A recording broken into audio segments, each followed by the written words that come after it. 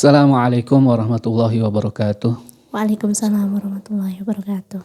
Innal hamdalillah nahmadu wa nasta'inu wa nastaghfiruh wa na'udzu billahi min syururi anfusina wa min sayyiati a'malina may yahdihillahu fala mudhillalah wa may yudlil fala hadiyalah.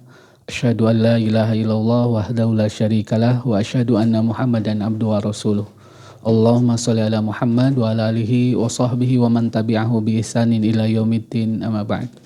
Qala Allah Ta'ala fi kitabihil karim, a'udzu billahi minasyaitonir rajim. Ya ayyuhalladzina amanu taqullaha haqqa tuqatih wa la tamutunna illa wa antum muslimun. Kaum muslimin rahimakumullah. Alhamdulillah, puji syukur kita pada Allah Subhanahu wa taala atas limpahan nikmatnya di saat ini kita masih diberi kesehatan dan kesempatan sehingga kita bisa hadir di kajian ini. Tentunya mari kita senantiasa bersyukur kepada Allah ya, dengan melaksanakan segala perintahnya yang menjadi kewajiban kita sebagai seorang muslim dan juga menjauhi larangan-larangannya. Salah satu yang diajarkan oleh Rasulullah SAW di hari raya Idul Adha adalah berkurban, dan ini merupakan sebuah keharusan ya, sunnah muakkadah ya, untuk kita laksanakan untuk berkurban. Dalam berkurban, Allah Subhanahu wa taala berfirman dalam surat Al-Kautsar, fasholli li rabbika wanhar. Maka laksanakanlah sholat karena Tuhanmu dan berkurbanlah. Ini mengingatkan kepada kita bahwa ketika kita melaksanakan sholat itu sebagai bentuk ketakwaan kita, keimanan kita, kita mendirikan sholat. Dan juga Allah perintahkan wanhar, dan berkurbanlah. Ini kalau kita sholat adalah ibadah yang langsung ya kepada Allah, maka di hari raya Idul Adha kita disunnahkan ya untuk berkurban. Ini adalah syariat dari Nabi Ibrahim alaihissalam ya, di mana Nabi Ibrahim diuji oleh Allah untuk apa? Untuk menguji cintanya kepada Allah ya, dengan cintanya kepada dunia termasuk harta dan anak-anak.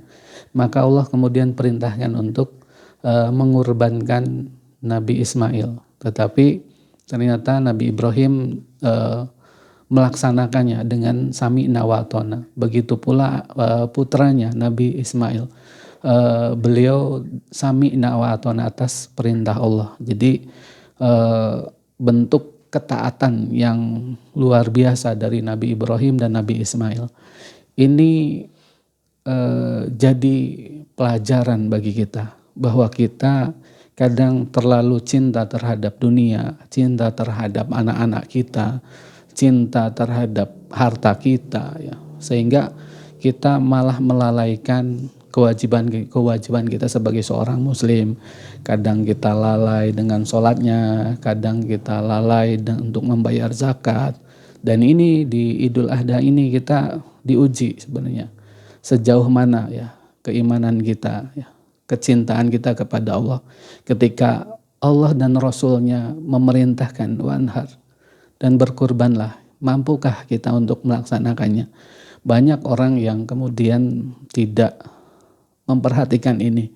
Mereka hanya menganggap bahwa itu adalah sesuatu yang sunnah gitu, sehingga tidak melaksanakan ibadah kurban. Nah, kita sebagai seorang muslim ketika kita diberi kelapangan, maka hendaknya untuk berkurban. Walaupun tahun yang lalu ya kita sudah berkurban, tahun ini kita masih diberi kelapangan, maka kita sisakan dari harta kita untuk kita belikan sapi atau kambing ya, untuk kita sembelih. Ibadah kurban ini kan sebenarnya banyak dilakukan di luar Islam juga ya, seperti kalau di Parangtritis menyembelih kerbau kemudian dibuang ke laut sebagai bentuk sesaji dan lain sebagainya, yang itu semua perbuatan syirik dan sia-sia. Maka dalam Islam kita diperintahkan untuk berkurban. di mana kurban tersebut bukan untuk Allah ya, daging ya, darah dagingnya dan hewan kurbannya itu, tetapi niatan kita liwajhillah untuk mencari ridha Allah. Maka adapun hewan kurban tersebut dikembalikan kepada kita untuk kita berbagi dengan fakir miskin, dengan tetangga, dengan saudara, sehingga kita bisa menikmati hidangan yang itu makanan yang luar biasa. Mungkin tidak semua orang setiap hari bisa makan daging. Maka disinilah kemudian sebagai seorang muslim itu, sebagai bentuk kecintaan kita kepada Allah, maka harta yang sering kita genggam, kadang orang pelit sehingga tidak mau berbagi, maka diuji oleh Allah agar kita berbagi dengan salah satunya dengan melaksanakan ibadah kurban. Kurban sendiri secara pengertiannya adalah takorub ya, koroba yukoribu, kurbanan, artinya mendekatkan diri kepada Allah. Ketika kita ingin dekat dengan Allah, ketika kita ingin kemudian mendekatkan diri kepada Allah, maka kesempatan inilah kita melaksanakan ibadah kurban dengan menyembelih baik kambing atau sapi ya, dengan urunan. Itu kan mungkin perlu biaya ya.